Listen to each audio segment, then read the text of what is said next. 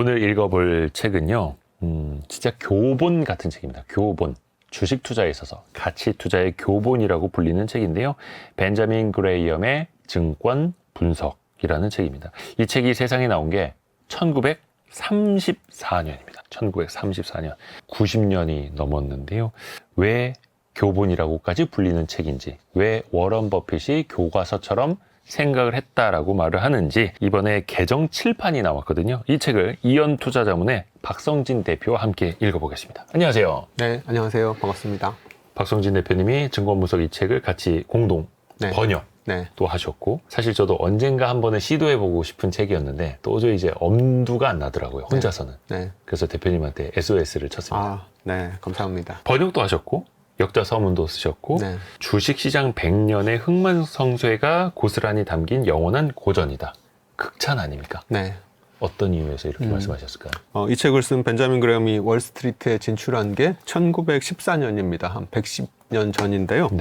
그때 이제 월스트리트에 진출을 했고, 요 일판이 나온 게 방금 소개하신 것처럼 1934년에 일판이 나왔고, 그 다음에 지금 오늘 이제 저희가 읽을 칠판이 나온 게 2023년이거든요. 근데 이제 그 1914년, 34년, 2023년 그 사이에 정말 수많은 호황과 불황, 주식시장에 등락이 있었었는데요. 멀게는 그 책이 쓰여지던 1920년대가 엄청난 호황 시기였었습니다. 대공황 직전까지. 네, 로어링 트웬티스라고 하는 재즈 시대였었고, 그 위대한 개츠비의 시대. 그리고 나서 이제 대공황의 폭락이 있었고, 그리고 이제 1930년, 40년 굉장히 지루한 횡보장이 이어지다가 5, 60년대는 이제 또 엄청난 강세장이 시작됐었거든요. 그때 이제 고고 시절이라고 불렀던 정말 잘 나가던 끝내주게 잘 나가던 시절이 있었고, 그리고 이제 니프티 50, 그리고 이제 니프티 50가 끝나고 나서 1970년대 스태그플레이션이라고 굉장히 또 고통스러운 시기가 있었고요. 그리고 이제 1980년대, 90년대 이때가 또 미국 시장에 대세 상승이 일어나던 시기였거든요. 그리고 이제 그 1990년대 이제 끝 무렵에 닷컴 버블이 이제 시작되기 시작해가지고 2000년에 이제 닷컴 버블이 붕괴되고, 그 이후에 서프라임 모기지로 인한 금융위기가 터진 게 2007년.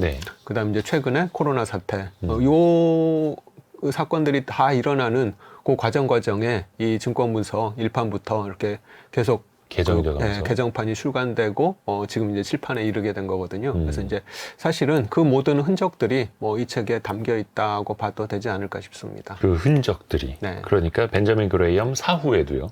아마 워런 버핏을 모르시는 분들은 없을 텐데 벤자민 그레이엄은 좀 일반인들한테 좀 낯선 이름일 수도 있어요. 그런데 오히려 벤자민 그레이엄이라는 이름보다는 워런 버핏의 스승으로 더 유명하지 않습니까? 맞습니다. 어떤 분인지, 어떻게 해서 이 투자의 세계에 들어오게 되었는지 좀 소개 좀 해주세요. 벤자민 그레엄은 어떻게 보면 하여튼 이제 워런 버핏의 스승으로 가치 투자의 아버지라고 할 수 있을 것 같은데요. 클래식으로 따지자면 바하나 핸들 정도에 해당하는 이제 그런 분이라고 할 수가 있을 것 같은데요. 이분이 이제 1894년에 런던에서 태어나셨습니다. 근데 이제 태어나자마자 어렸을 때 가족이 이제 모두 뉴욕으로 이사를 했고요. 그래서 이제 원래 이분의 이름이 벤자민 그레이엄이 아니라 그로스바움인데, 이제 그 당시에 100년 전이니까요. 그때 이제 유대인 차별 이런 것들이 있어가지고 이름을 이제 그로스바움에서 그레이엄으로 이렇게 바꿨다고 합니다. 근데 이제 벤자민 그레이엄의 아버지가 사업을 했었는데, 좀 벤자민 그레이엄이 어렸을 때 아버지가 일찍 돌아가시면서 어머니가 이제 가정을 책임지다 보니까 가정 형편이 좀 굉장히 어려웠다고 합니다. 근데 이제 그런 와중에도 벤자민 그레이엄이 공부를 굉장히 열심히 잘 해가지고 컬럼비아 대학에 장학생으로 들어가게 되고, 그리고 이제 차석으로 졸업을 하게 되는데, 벤자민 그레이엄이 졸업할 때 이제 철학과, 수학과, 영어과 각 과에서 교수 자리를 제안을 했는데, 졸업할 때 그럼에도 불구하고 이제 교수 자리를 뿌리치고 월스트리트에 뉴버거 핸더슨이라는 증권회사에 들어가게 되거든요. 이제 그렇게 된 게 아마도 이제 가정 형편도 좀 있었을 것 같고, 또 이제 벤자민 그레엄의 스승이 그런 상하탑에 머물기보다는 현장에서 이렇게 일하는 걸 좀 적극적으로 독려를 했다고 합니다. 그래서 이제 그런 과정에서 이제 월스트리트에 진출을 하게 되고, 처음에 이제 그 뉴버거 핸더슨에 들어갔을 때는 굉장히 어떻게 보면 좀 허드렛 일부터 시작을 했습니다. 이제 러너라고 있는데, 지금은 이제 모든 게 이제 증권으로 전산화돼 있지만, 그 당시에는 주문을 내면 그 주문을 전달하고 이런 것들이 필요했는데, 그런 사람을 이제 러너라고 부르거든요. 주문서를 전달해주는 직업. 네, 네, 예. 네. 그래서 이제 뭐 그런 러너도 생활도 했었고, 채권 부서의 보조원으로 일하면서 뭐 채권의 요약 설명 자료를 만들기도 했었고, 그리고 뭐 주식 호가 작업을 개시하거나, 뭐 일일 시황 안내 뭐 작성을 하거나 뭐 이렇게 굉장히 단순 업무. 네, 다양한 업무를 했었고 이제 채권 세일즈 업무까지 하게 됩니다. 근데 이제 이런 과정에서 그 업무, 그 증권사의 전체 업무에 대해서 굉장히 속속들이 이제 파악을 하게 되는 이제 그런 경험을 처음부터 하게 됐었죠. 가치 투자의 아버지라고 불리는 벤저민 그레이엄에게도 그런 시절이 있었다라는 네. 거. 허드렛일 하던 시절. 네. 그러다가 어떻게 본격적으로 그 투자 시장으로 들어가게 됐을까요? 네. 어떤 계기가 있었나요?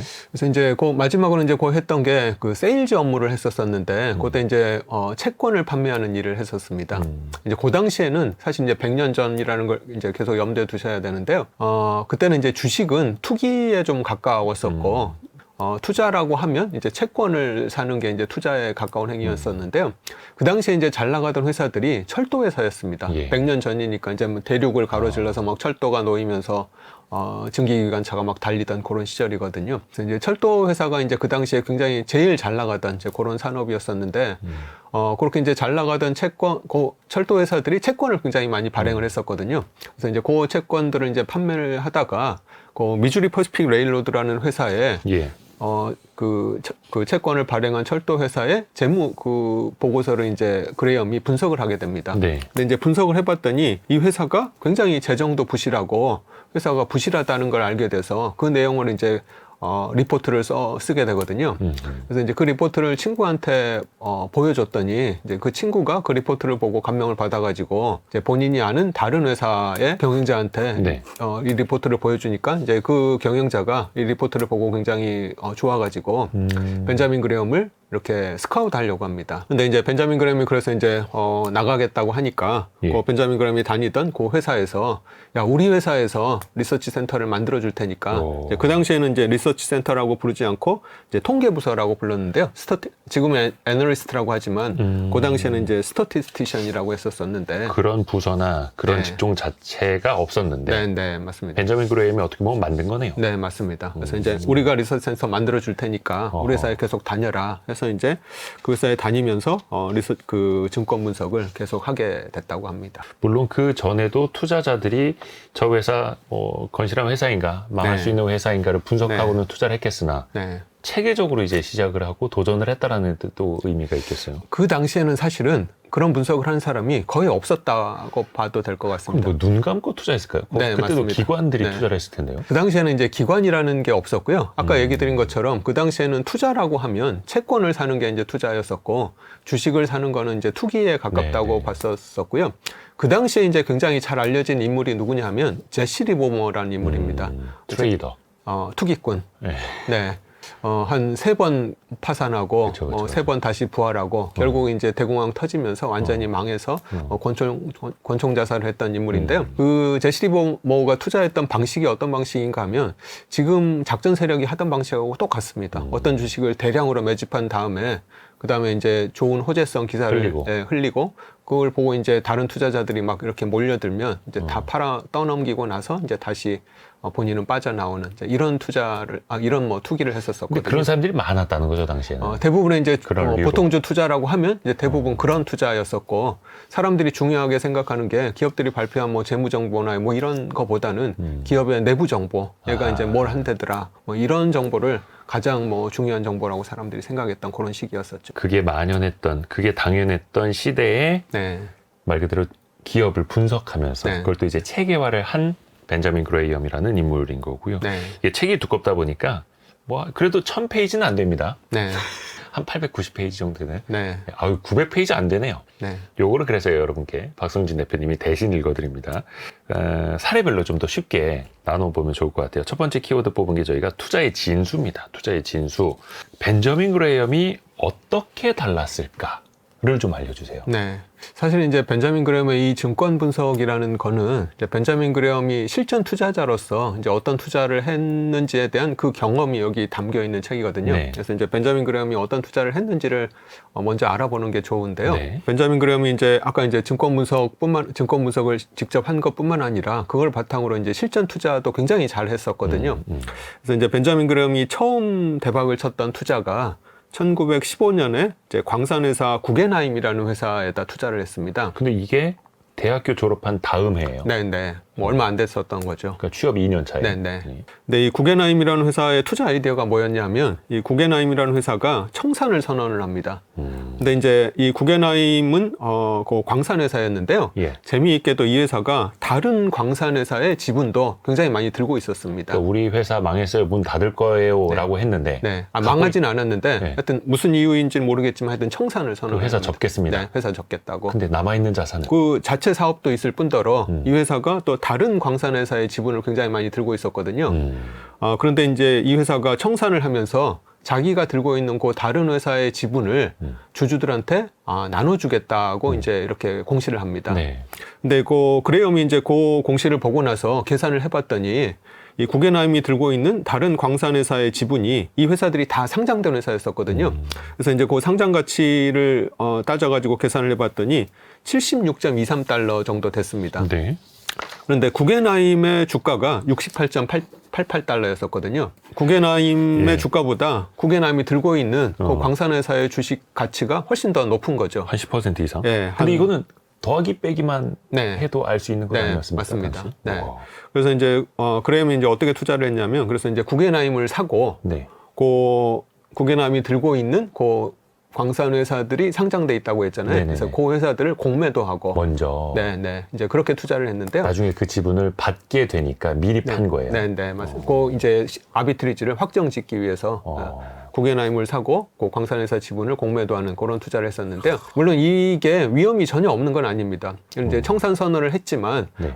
일부 주주들이 반대를 해가지고 청산이 뭐 안 될 수도 있고 청산이 되더라도 그 청산까지의 기간이 굉장히 길어질 수가 있고 네. 뭐 지금 이제 한 10% 정도 아비트리지인데 뭐 청산까지 뭐 3년이 걸린다고 하면 사실은 이제 뭐 별로 그렇게 남는 그렇죠, 장사가 그렇죠. 아니잖아요. 예.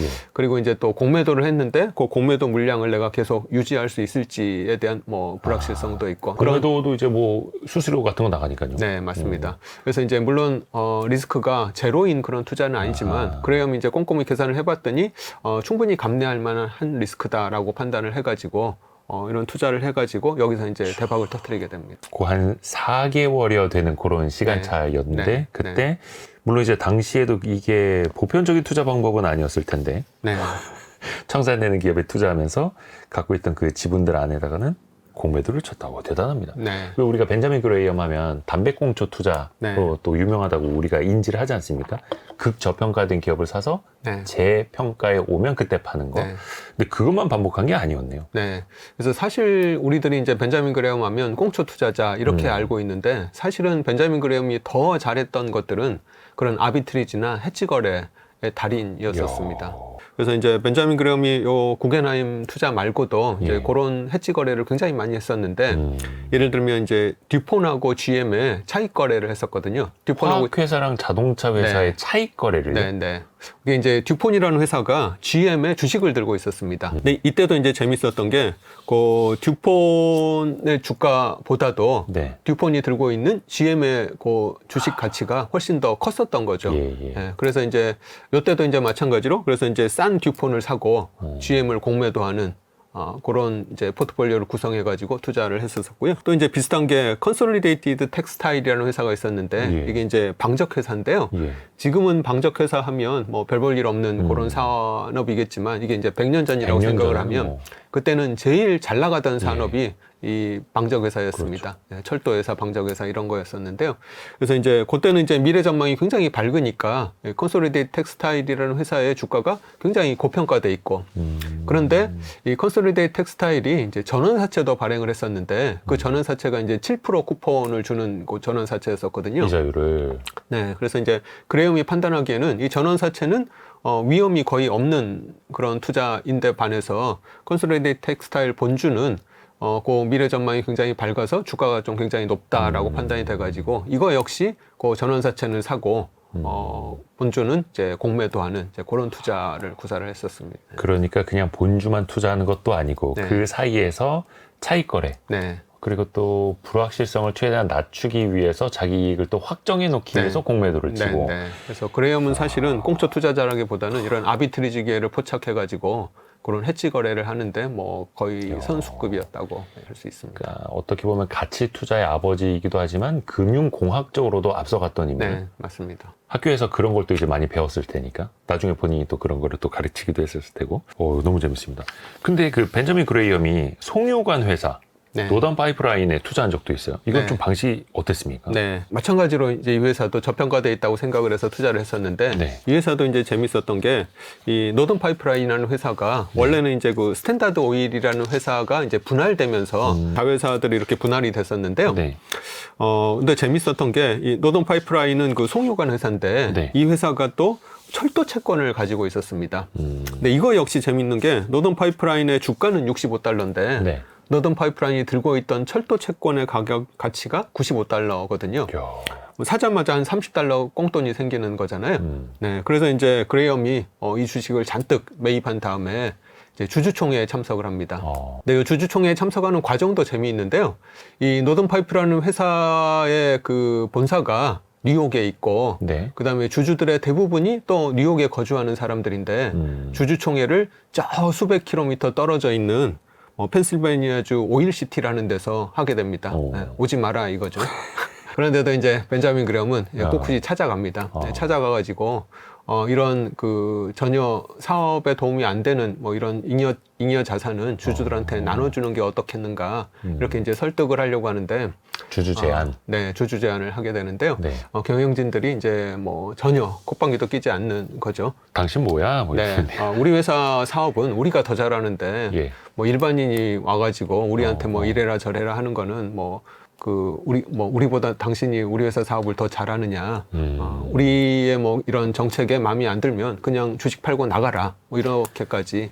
이게 100년 전 미국의 이야기인데 네. 오늘날 우리나라에서 지금 흔히 우리나라하고 있는 일이죠. 똑같습니다. 예. 네. 우리나라도 뭐 서울에서 주총을 할 수도 있는데 네. 지방에서. 지방에 있는 공장에서 주총을 하고 뭐 이런 그것도 회사들이 아침 9시에 네, 아침 9시. 네. 오지 말라는 거죠. 네. 근데 하여튼 미국에서도 100년 전에 똑같은 일이 있었다. 근데 그레이엄이 그렇게 찾아다니면서 주주 제한을 열심히 했고 네. 어떻게 보면 이게 행동주의까지 갔었어요. 네, 맞습니다. 그래서 이제 그레이엄이 여기서 이제 뭐 주식 팔고 나가라라고 하는 거에 대해서 네, 알겠습니다 하고 나간 게 아니라 이제 그레이엄이 열받아 가지고 주식을 이제 더 사게 됩니다. 계속해서 주식을 매집을 해서 결국은 이제 그 위임장 쟁탈전까지 가게 되는데요. 그 의결권제. 네. 네. 그래서 이제 그렇게 해가지고 이제 이사회 의석을 2석 확보를 하게 됩니다. 그래서 이제 계속 경영진들하고 싸워서 결국은 경영진들을 설득해서 그거 가지고 있는 철도 채권을 주주들한테 분배하도록 이렇게 하는 것까지 이끌어내게 됩니다. 그래서 사실은 벤자민 그레엄이 행동주의의 아버지라고 할 수도 있을 것 같습니다. 자식이 많네요. 가치 네. 투자의 아버지, 금융공학의 아버지, 행동주의의 아버지. 네, 맞습니다. 그래서 실제로 요 증권분석 책을 보면 44장이 그 주주하고 경영진의 관계에 대해서 서술한 챕터가 44장이거든요. 그래서 그 44장 챕터 한 장을 할애해가지고 주주하고 경영진의 바람직한 관계는 어떤 것인가를 이렇게 제시를 하고 있는데요. 이때 이제 벤자민 그레엄이 그 당시에 미국 주주들의 행동에 대해서 굉장히 개탄해 하는데요. 그게 지금 상황하고, 지금 대한민국 상황하고 굉장히 비슷합니다. 벤자민 그레엄 그때 뭐라고 했냐면, 미국 주주들은 매우 유순하고 무력하기로 소문났다. 자기의 권리를 도무지 주장하려고 하지 않는다. 라고 이제 한탄을 하고 있고요. 그리고 또 그 당시에 이제 경영진도 지금 우리나라 경영진하고 굉장히 비슷한 그런 자세를 취했는데 나는 그냥 경영만 열심히 할 거다. 주가는 내가 뭐 어떻게 할 수 있는 바도 아니고 그건 시장에서 알아서 결정되는 거니 뭐 주가는 내 권한을 받기다라는 식의 핑계를 경영자들이 많이 댔다고 합니다. 네.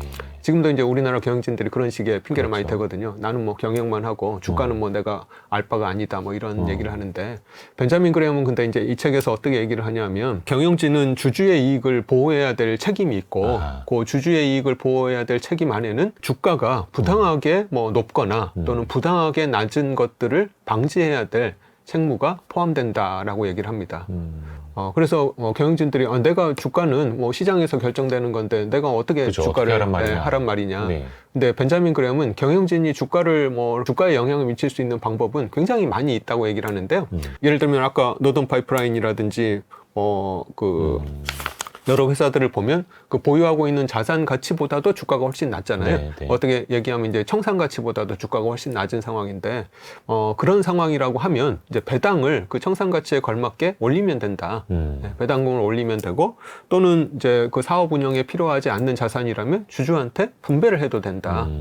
그리고 이제 사업의 미래나 뭐 이런 가능성이 보이지 않으면 사업을 청산해서 주주들에게 이렇게 분배를 하는 게 맞다라고 얘기를 합니다. 그래서 그렇죠. 네, 그래서 경영진들이 뭐 나는 어떻게 할 수 없다라고 얘기하는 거는 그냥 너무나 뻔뻔한 태도라고 그레엄이 뭐 분노까지 표현하게 됩니다. 이게 사실 오늘날 우리 사회에서도 특히 우리 금융시장에서도 많은 주주분들이 경영진한테 특히 이제 토론방 이런 데서 온라인에서 주가 관리 안 하냐 이런 네. 글들 많이 쓰시는데 네. 그게 주가 조작을 하라는 것도 아니고 그냥 단순히 IR 우리 회사 주식 사세요가 아니라 자원의 분배, 자원의 효율적인 배치를 네. 통해서 관리를 하라라는 그런 의미로 또 받아들여야 하는 거죠. 맞습니다. 100년 전에 벤자민 그레이엄이 이야기한 게 또 바로 그런 거였고. 네. 근데 지금 우리나라에도 이런 기업들이 정말 넘쳐나고 있거든요. 예.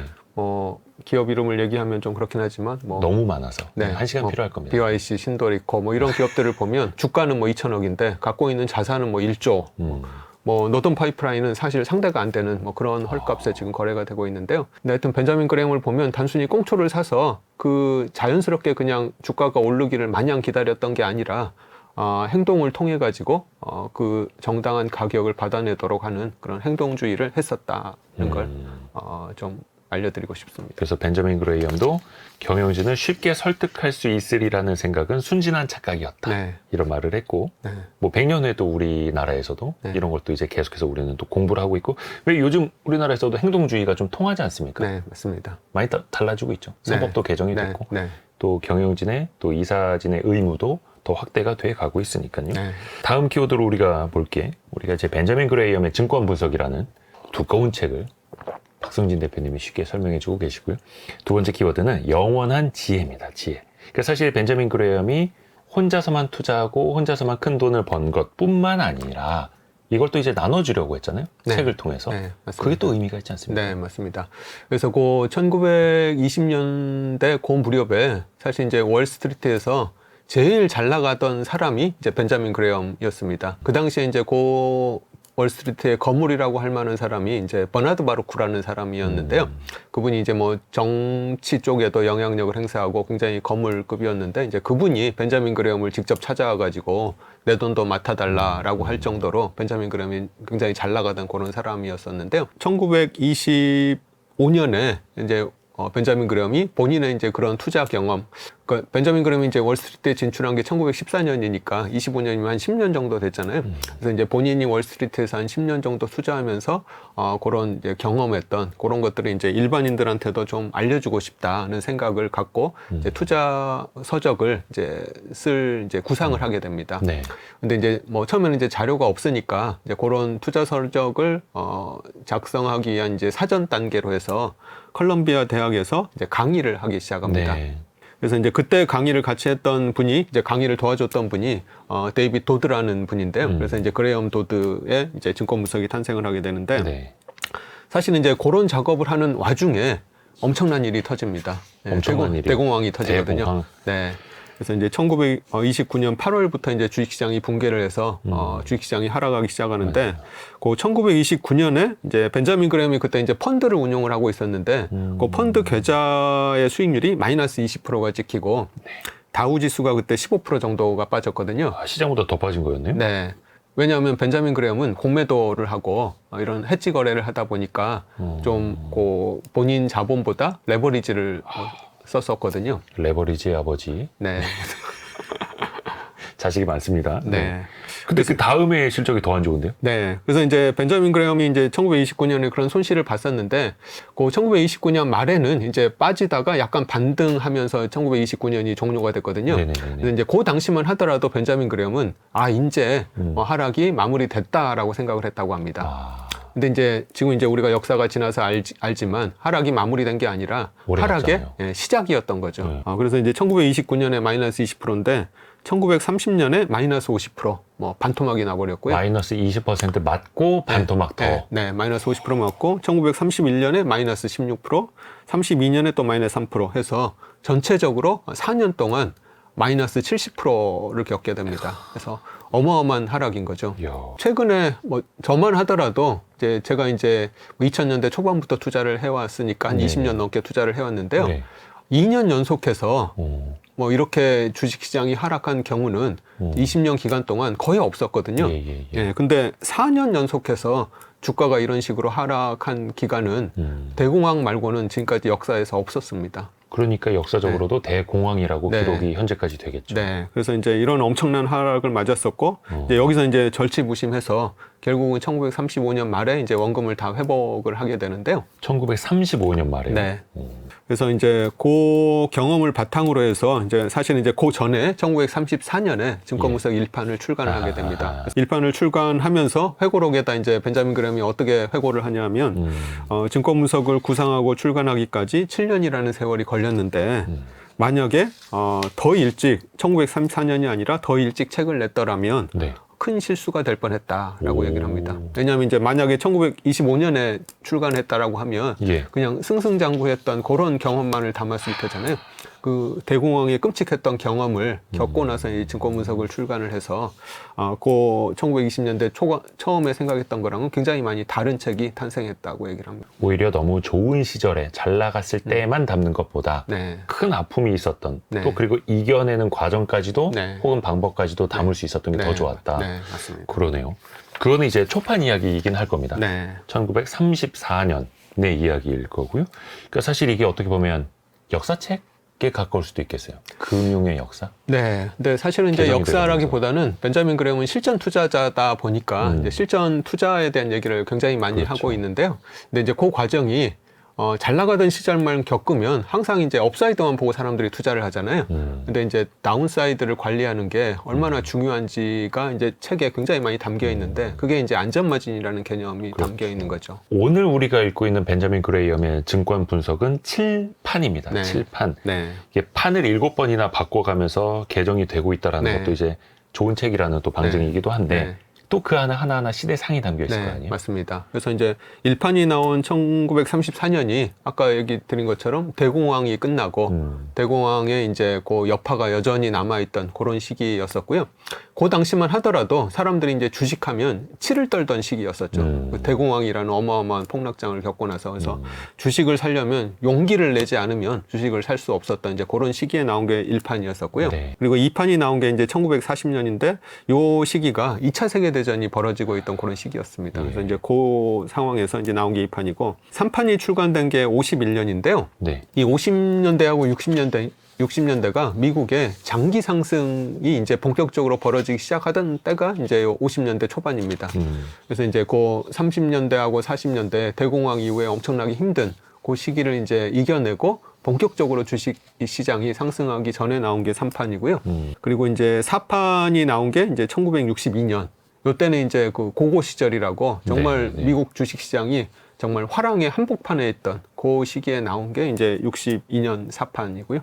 그리고 나서 이제 벤자민 그레엄이 이제 돌아가시게 되는데 벤자민 그레엄이 돌아가시고 난 다음에도 뭐 1988년에 이제 그 후세가 5판을 내게 되고 그 다음에 2009년 서프라임 모기지가 끝난 네. 글로벌 금융위기 이후에 금융위기 이후에 이제 6판이 나오고 그다음에 이제 최근에 코로나 위기 이후에 이제 7판이 나오고 이런 그 굉장히 위기가 지난 다음에 또는 뭐 그 상승의 한복판에 이렇게 각각 나온 것들이 증권분석 1판부터 7판까지라고 할 수 있을 것 같습니다. 이번에 그 7판이 2023년도에 네. 미국에서 나온 네. 거였고요. 코로나가 진행되던 뭐 한복판에서 나왔던 거죠. 그리고 이걸 이제 한국에서 네. 번역해서 나오기까지 한 2년 가까운 또 네. 시간이 또 필요했고 네.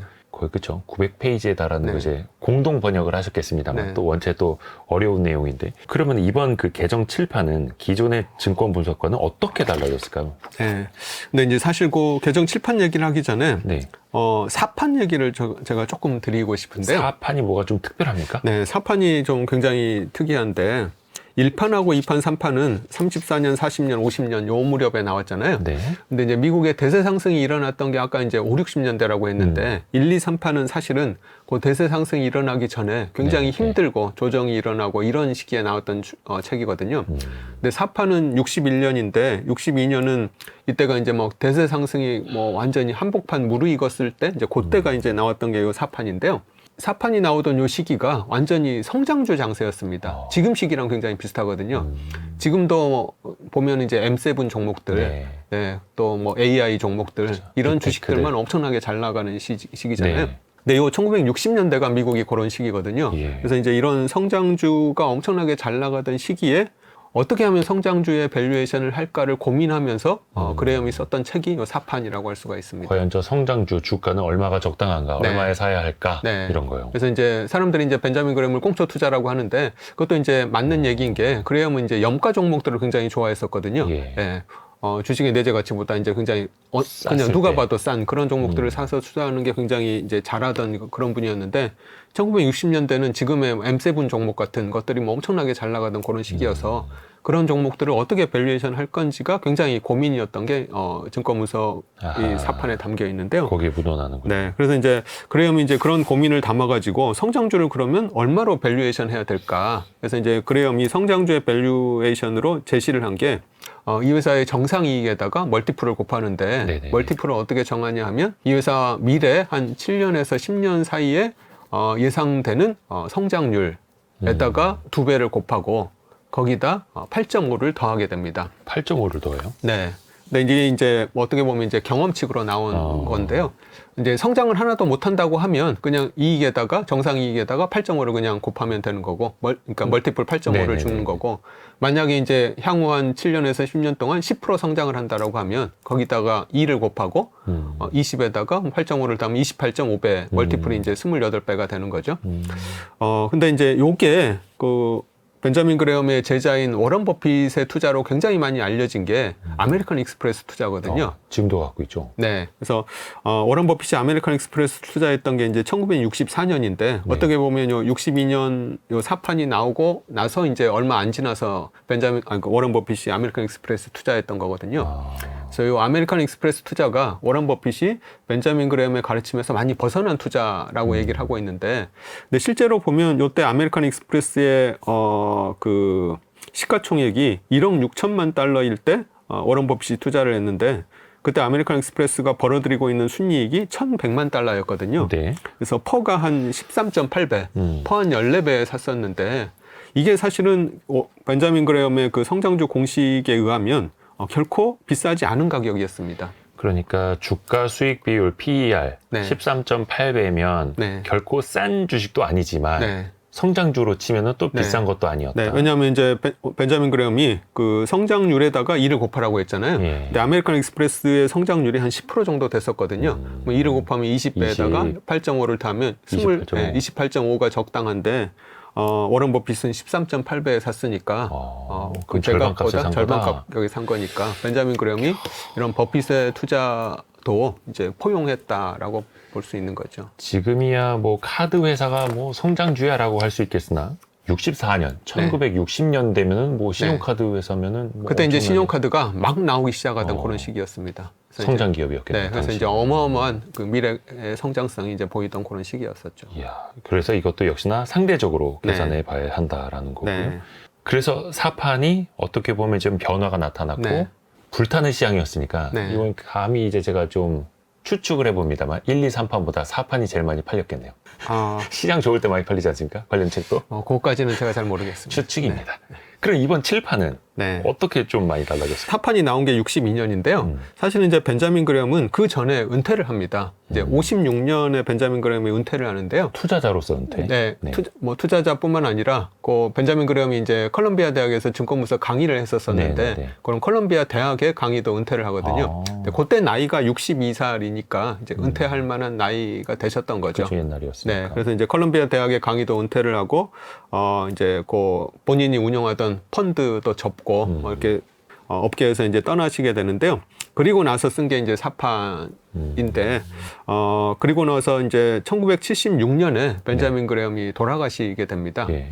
근데 이제, 5판이 나온 게 88년이거든요. 그래서 이제 이 5판부터는 벤자민 그레엄이 쓴 게 아니라 벤자민 그레엄의 후세들이 쓰게 된 책들인데요.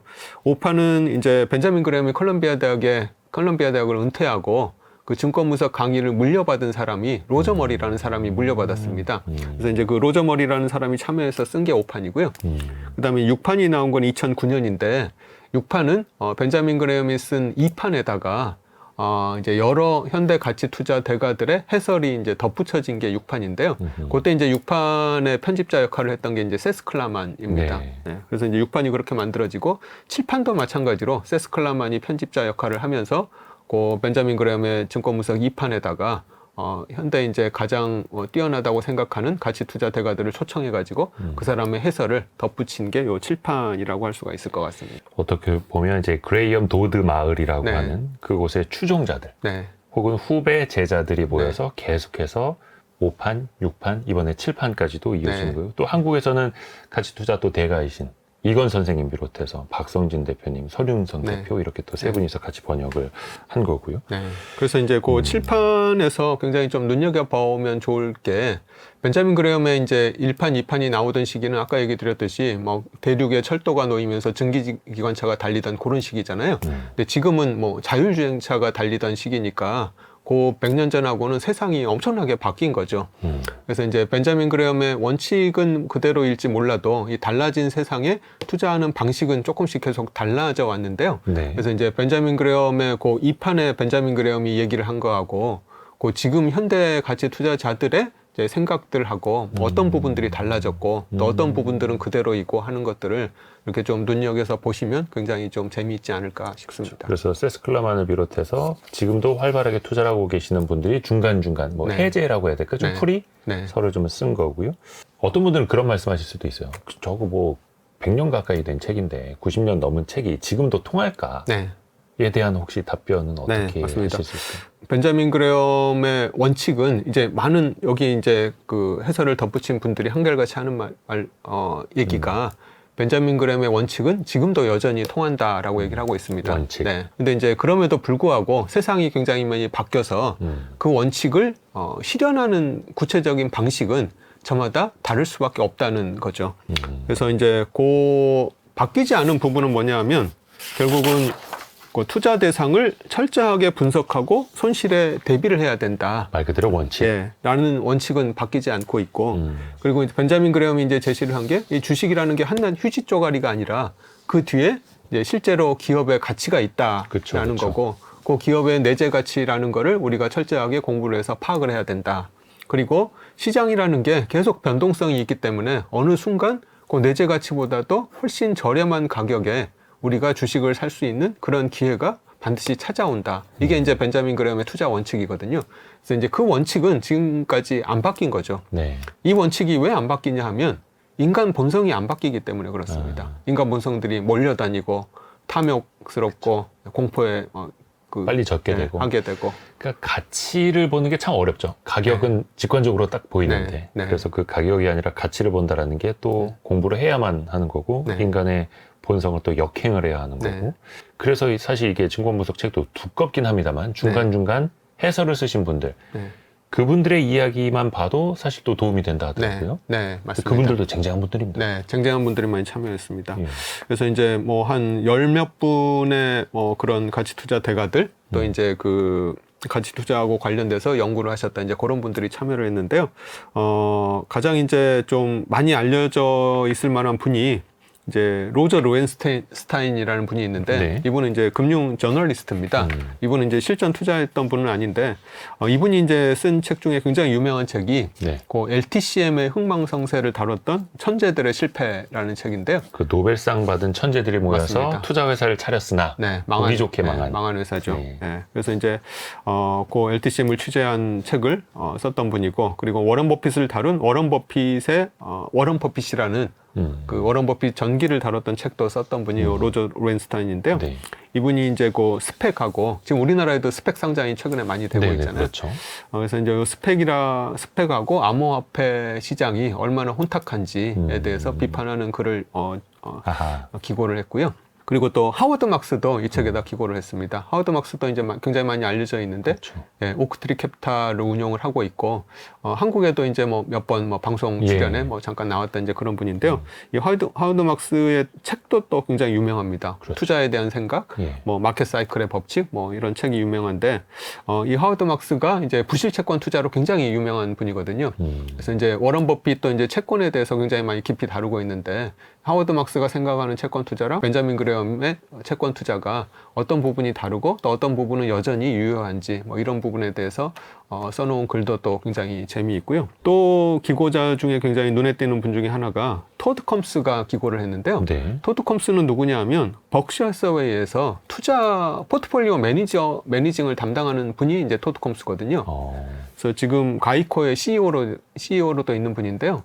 최근에 이제 워런 버핏이 은퇴를 하면서 벅시어 해서웨이의 이제 후계자로 그렉 아벨을 지금 네. 이제 지명을 했는데, 이제 그 그렉 아벨을 지명하기 전에 과거에 이제 벅시어 해서웨이의 후계자 중에 한 사람으로 거론됐던 분이 이제 토드 컴스입니다. 근데 이제 결국은 토드 컴스가 아니라 그렉 아벨이 후계자로 지명되긴 했지만, 그렉 아벨이 네. 그레그 에이블이라고도 불리는 네, 그 맞습니다. 같은 이름. 네, 맞습니다. 네. 발음에 따라서 네. 네, 두 명인 줄 알았습니다. 네. 그리고 이제 토드 컴스가 그럼에도 이제 하여튼 지금 현재 가이코의 CEO를 맡고 있고 벅시어 해서웨이의 포트폴리오 운영을 하고 있어서 이제 벅시어 해서웨이 포트폴리오를 책임지고 있는 분이라고 할 수 있는데요. 이분이 이제 본인이 생각하는 가치 투자라는 게 무엇인지, 가치 투자를 어떻게 해야 되는지에 대한 뭐 그런 방법론들, 그런 것들을 이제 기고한 글이 또 실려 있는데요. 그래서 이제 벤자민 그레엄의 글도 물론 좋긴 하지만 이런 후대 투자자들이 그 현대 시각에서 벤자민 그레엄의 그런 시대하고 지금하고 뭐가 달라졌고, 나는 그렇죠. 벤자민 그레엄을 어떻게 받아들였고 지금 어떻게 투자하고 있는지를 기고했던 글들이 그것만으로도 굉장히 좀 값어치 있는 책이 아닌가 생각합니다. 사실 그것만 모아도 웬만한 책 한 권 나오죠. 네, 그게 한 뭐 300페이지 정도 되더라고요. 딱 책 한 권입니다. 그 네. 부분만. 근데 이제 워낙 방대해서 저희 작가분이 딱 한 부분만 가장 강조하고 싶은 챕터를 이제 꼽아달라고 했더니 의외로 서문을 네. 선택하셨더라고요. 네, 이제 그 서문을 쓴 분이 세스 클라만이거든요. 네, 근데 이제 세스 클라만도 뭐 혹시 모르시는 분을 위해서 잠깐 소개를 드리면, 이제 세스 클라만은 이제 바우포스트 그룹이라는 그 투자 회사를 뭐 이렇게 같이 공동 창업해가지고 지금 이제 이끌고 계시는 분인데요. 이분이 또 한국하고도 굉장히 인연이 있는 게 네. 2000년대 초반에 한국 주식에도 굉장히 투자를 많이 했습니다. 그때 이제 이분이 투자를 했던 게 그 제약주들의 투자를 많이 했었는데요. 환인제약, 일성신약, 사마약품, 경동제약, 이런 뭐 굉장히 중소형 제약사들의 투자를 해서 한 1년에서 1년 반 정도 해서 한 2배씩 수익을 냈던 굉장히 투자를 잘했던 그런 분이고요. 그 당시에 이제 삼천리, GS 쇼핑 뭐 이런 회사들의 투자에서 어떤 굉장히 좋은 성과를 냈었던 그런 분이고요. 그리고 또 세스 클라만이 굉장히 또 많이 알려진 게 마진 오브 세이프티라는 책을 썼었는데, 네. 그 책이 아마존에서 절판이 됐습니다. 네. 네, 이분이 이제 뭐 개정판이나 이런 걸 전혀 안 쓰거든요. 이게 이제 얼마 전에 제가 이제 아마존에 들어가가지고 중고 서적 가격을 찾아봤더니 1,700달러? 우리나라 돈으로 한 250만 원에 팔리고 있더라고요. 아, 진짜요? 네. 이게 그래서- 안전마진이라는 세스 클라만의 책이 우리나라에 정식으로 도입이 안 돼서 네. 뭐라 해야 되나? 뭐 판권을 안 내줘가지고. 네, 네. 그래서 왜 옛날에 대학생들이 재본해서 보듯이 투자자들은 막 그 재본해서 네, 그냥 봤잖아요. 아는 사람만 아름아름으로 이렇게 돌려보던 책이었었는데요. 아니, 그러니까 무슨 뭐 만화책도 아니고 무슨 잡지도 아니고 네. 가치 투자 책을 이렇게 재본까지 하면서 볼 정도가 그랬는데, 여기 아마존에서 네. 가격이 그렇게까지 뛰어요. 네. 그래서 이제 이 세스 클라만의 마진 오브 세이프티라는 책이 구하기가 굉장히 어려운 책인데, 여기에 세스 클라만이 기고한 글이 한 30페이지 분량 정도 되는 분량이거든요. 네. 그래서 그 글만 읽어보더라도 마진 오브 세이프티를 굳이 읽을 필요까지는 없지 않을까. 그리고 그 마진 오브 세이프티라는 책을 쓴 게 세스 클라만이 1991년에 쓴 거거든요. 네. 그러니까 지금으로부터 거의 한 35년 전에 쓴 책인데, 그 이후로도 시간이 굉장히 많이 지났잖아요. 그래서 네. 이제 세스 클라만이 그 35년 동안 또 생각이 어떻게 바뀌었는지 뭐 이런 부분들이 담겨 있는 내용이라서 벤자민 그레엄이 100년 동안 겪었던 그런 생각하고 세스 클라만이 또 35년 동안 투자하면서 그런 겪었던 그런 생각들이 녹아있는 그런 글이라서 다른 글은 다 읽지 않더라도 세스 클라만의 글 하나만 읽더라도 이 책에 값어치가 있지 않을까 생각합니다. 오히려 많은 분들이 이제 서문은 건너뛴다라는 네. 생각들을 갖고 계신데 오히려 서문부터 봐야 하는 책이 네, 서문이라기보다는 하여튼 증권문서. 책에 대한 전체적인 해설에 가까운 방향을 그런, 잡아주는 네.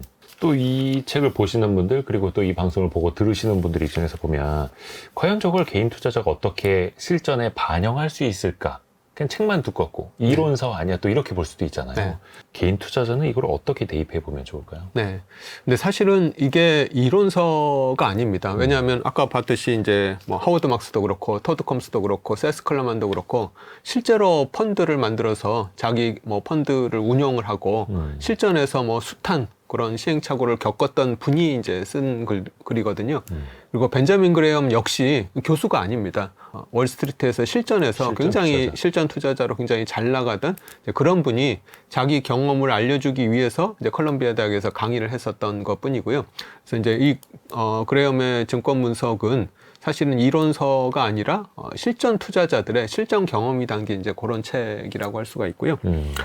그래서 이제 요 벤자민 그레엄의 책을 이제 이제 개인 투자자들이 읽을 때 좀 생각을 해보시면 좋을 게 아까도 얘기 드렸듯이 벤자민 그레엄이 이제 100년 전에 쓴 책이잖아요. 네네네네. 근데 이 투자라는 거는 수학이나 뭐 물리학하고 다릅니다. 예, 수학이나 물리학은 우리가 공식을 외워가지고 그냥 공식대로 이제 문제를 풀면 풀리는 거잖아요. 그렇죠. 근데 투자라는 거는 그게 아니라 이 인간 세상에서 벌어지는 거를 다루기 때문에 공식이나 규칙이 있을 수 있는 게 아니거든요. 다만 이제 원칙이 있는 건데 아까 이제 원칙이라는 게 내가 꼼꼼하게 기업 분석을 하고 그 주식이라는 종이 쪼가리 뒤에 있는 그 기업의 실체를 내가 파악을 해서 기업의 내재 가치를 파악하고 그거보다 훨씬 싼 가격에 살려고 노력을 하고 뭐 이런 것들이 이제 원칙이거든요. 그래서 이제 그 원칙을 그대로 받아들일 때 이 세상이 바뀐 거에 따라서 그 원칙을 어떻게 내가 구현할지에 대한 그런 스타일은 계속 이제 본인이 바꿔야 된다라고 이제 조언을 드리고 싶은데요. 실제로 보면 이 후세 투자자들의 투자 방식하고 그레엄의 투자 방식이 사실은 시대가 이렇게 바뀌면서 굉장히 많이 달라져 왔습니다. 근데 그 중에 가장 크게 달라진 게 저는 뭐라고 생각을 하는가 하면 이제 미래에 대한 태도거든요. 벤자민 그레엄은 미래를 어떤 식으로 표현을 했냐면 투자는 미래로부터 이익을 얻는 것이 아니라 미래에 이익을 빼앗기지 않는 것이다라고 얘기를 했습니다. 그러니까 미래를 굉장히 뭐 두려운 우리가 피해야 될 그런 대상으로 이제 벤자민 그레엄은 미래를 바라봤던 거죠. 그래서 이제 벤자민 그레엄은 내재 가치도 뭐 자산, 이익, 배당금, 확실한 전망처럼 사실로 뒷받침되는 가치가 내재 가치다라고 벤자민 그레엄이 내재 가치를 정의를 했는데요. 네. 근데 이제 후세 투자자들을 보면 내재 가치의 정의가 바뀝니다. 예를 들면 이제 벤자민 그레엄의 일타 제자인 워런 버핏 같은 경우에 내재 가치를 어떻게 정의를 하냐면 기업이 자녀 수명 동안 창출하는 현금을 할인한 가치다라고 얘기를 하거든요. 워런 버핏의 정의를 보면 이 내재 가치는 전적으로 미래에 달린 거죠. 예. 기업이 미래에 벌어들일 이익을 현재 가치로 할인한 거니까. 그래서 가장 벤자민 그레엄하고 그 후세 투자자들의 관점 중에 차이가 나는 게 미래에 대한 태도다. 그래서 이제 그 이후로 이렇게 넘어오면서 투자라는 게 결국은 이제 기업의 미래 가치를 우리가 어떻게 현명하게 우리가 파악을 할 것인가 하는 쪽으로 이제 계속 초점이 넘어오게 되는데요. 근데 그러면 벤자민 그레엄은 왜 그렇게 미래에 대해서 그 방어적인 태도를 취했을까? 네. 그건 아마도 이제 벤자민 그레엄의 그 역사적인 경험이 결국 녹아들 수밖에 없을 것 같은데 제가 뭐 2000년부터 지금 한 25년 투자를 했지만 주식시장이 뭐 1년 이상 하락한 경우는 그 기간에 딱 한 번 있었거든요. 네. 그때가 이제 언제냐 하면, 2000년 닷컴 버블이 붕괴하던 시기, 2000년, 2001년, 2002년에 주식시장이 3년 연속 이렇게 하락을 했었고, 그 기간을 제외하면, 2000년 이후에 3년 연속 주가가 하락했던 시기가 한 번도 없었습니다. 네, 네. 근데 벤자민 그레엄은 아까 대공황 때 4년 연속 주가가 하락을 했었고 주식시장이 하락을 했었고 거기에 뭐 마이너스 70%에 달할 정도의 뭐 심한 하락이었었잖아요. 그러니까 속된 말로 많이 맞아봤으니. 네. 근데 이제 그때만 있었던 게 아니라 예. 1940년에도 마찬가지입니다. 1939년, 40년, 41년 3년 연속으로 주식시장이 하락을 했는데 우리들 같은 경우에는 평생에 한 번 뭐 겪을까 말까한 일을 벤자민 그레엄은 2번이나 연속해서 겪었던 거죠. 그래서 이제 그런 것 때문에 미래에 대해서 굉장히 조심스러워하지 않았을까. 근데 이제 그 이후로 뭐 연준이 탄생하고 연준이 개입하면서 뭐 경기 진폭을 이렇게 조정하고 뭐 이런 것들에 의해서 주식시장이 이제 과거하고는 굉장히 많이 달라져서 투자하는 태도도 조금 많이 달라지지 않았을까. 뭐 그런 생각이 좀 듭니다. 뭐 원래 성향도 그럴 수 있겠습니다만 또 그런 시절을 또 겪으면서 잃지 않는 투자를 하기 위해서 또 그렇게 또 진화해 왔을 수도 있는 거고요. 벤저민 그레이엄의 증권 분석, 이번에는 개정 7판을 가지고 박성진 대표와 이야기를 하고 있는데요. 사실 이 책은 박성진 대표님 아니면 또 이렇게까지 설명해 주실 분이 우리나라에 많지 않습니다. 직접 번역도 하셨고 가치 투자의 또 대가이시기 때문에 그래서 저희가 또 부탁을 드렸던 거고, 그러면 거의 900페이지에 이르는 책을 함축할 수 있다면, 이 책을 관통하는 핵심 구절 하나가 있다면 어떤 걸 꼽아주시겠어요? 벤자민 그레엄이 쓴 얘기보다는 이제 아까 이제 제가 해설. 추천하고 싶은 글이 이제 세스 클라만의 그 해설이라고 말씀을 드렸는데요. 이제 세스 클라만이 그 해설을 하면서 거기에 쓴 얘기가 좀 추천을 드리고 싶은데요. 세스 클라만이 한 얘기가 투자의 진정한 비밀은 투자에 비밀이 없다는 것이다. 가치보다 싸게 산다는 개념은 결코 쇠락하지 않을 것이다. 단기간에 부자가 될 수는 없어도 재산을 지킬 수 있고 가치 투자의 미래가 과거와 다르지 않다면 우리는 천천히 부자가 될 것이다 라고 얘기한 구절을 소개시켜드리고 싶습니다. 많은 분들한테 진짜 들으라고 하는 말씀을 또 세스 클라만이 담았네요. 천천히 부자가 될 것이다. 워런 버핏이 항상 강조하는 것처럼 아무도 나처럼 천천히 부자가 되려 하지 않는다. 빨리 가려다가 항상 사고가 나고 투자의 비밀은 비밀이 없다는 것이다. 그래서 벤자민 그레엄이 1934년에 증권분석을 발표하고 나서 이미 모든 비밀이 다 밝혀졌는데도 불구하고 사람들이 그 가르침을 받아들이지 않는 이유는 결국은 이제 천천히 가고 싶지 않은 거죠. 빨리 부자가 되고 싶은 그런 본성 때문에 이제 조급하게 투자를 하게 되고 그걸로 인해서 이제 투자가 망가지는 경우가 되게 많이 있는데요. 그래서 이제 가치 투자 철학은 이제 천천히 부자가 되는 방법을 알려주는 것이라고 생각합니다. 그런데 그 천천히 부자가 되려 하는 것, 그 불확실한 미래에서도 내 돈을 잃지 않으면서 오랫동안 꾸준히 투자할 수 있는 그 길, 사실 그게 좁지는 않은데 많은 사람들이 참 선택은 하지 않는다라는 거. 그래서 오늘은 그 900페이지에 달하는, 때로는 베개로도 쓸 수 있는 두꺼운 책이었고요. 벤자민 그레이엄의 증권 분석. 박성진 대표님 덕분에 나중에 책을 다시 읽더라도 더 많이 또 도움이 될 수 있을 것 같습니다. 오늘 해설 너무나 감사드립니다. 고맙습니다. 감사합니다. 감사합니다.